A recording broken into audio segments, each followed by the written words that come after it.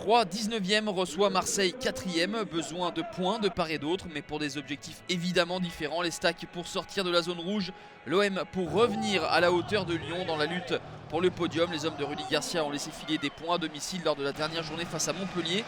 0-0 au final, mais peuvent peut-être surfer sur l'euphorie de la qualification en demi-finale de Ligue Europa.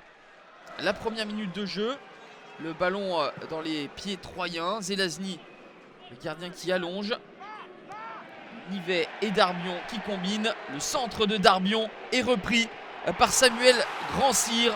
39 secondes de jeu exactement et Troyes mène 1-0. Troisième réalisation pour Samuel Grand-Cyr qui avait été sorti du groupe lors de la dernière journée. Égalisation marseillaise avec le but de Clinton Ng à la 11e minute.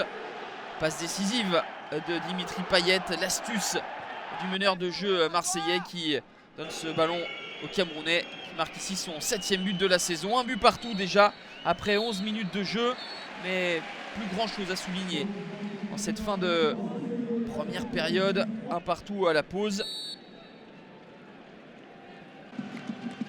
Les hommes de Rudy Garcia ont remporté simplement 2 de leurs 6 derniers matchs de championnat et ils doivent faire le sans faute ou presque pour attraper le podium, mais ils sont encore bousculés en début de deuxième avec la frappe de Grand-Cyr qui est repoussée par Pelé.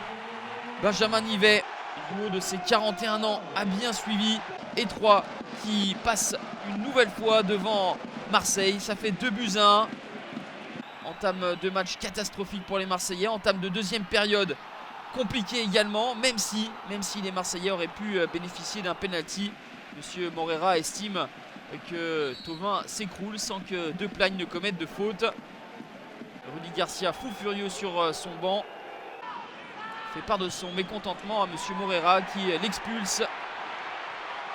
Troyes aura une balle de break.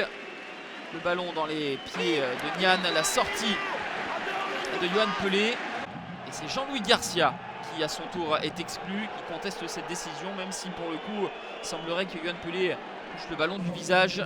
Les deux coachs, les deux Garcia sont donc en tribune pour suivre la fin de cette rencontre.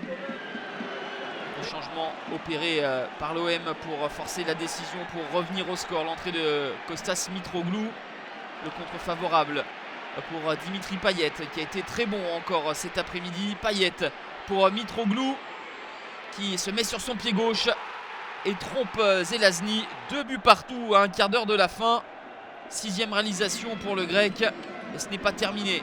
Marseille en veut plus. Jordan Amavi sur son côté gauche. Le centre de l'ancien niçois va arriver sur Florian Thauvin. L'équilibre est parfait pour la reprise de volée de Florian Thauvin. 17e réalisation pour Florian Thauvin. 3-2 pour l'OM. Et cette partie sera complètement folle jusqu'au bout avec Darbion qui aura à son tour une balle d'égalisation, mais ça va passer au-dessus du but de Yohan Pelé.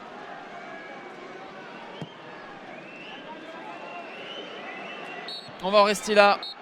Comme face à Leipzig quelques jours plus tôt, l'OM renversant s'impose 3-2. Le contenu n'a pas été satisfaisant, mais la force mentale des Olympiens est une nouvelle fois remarquable.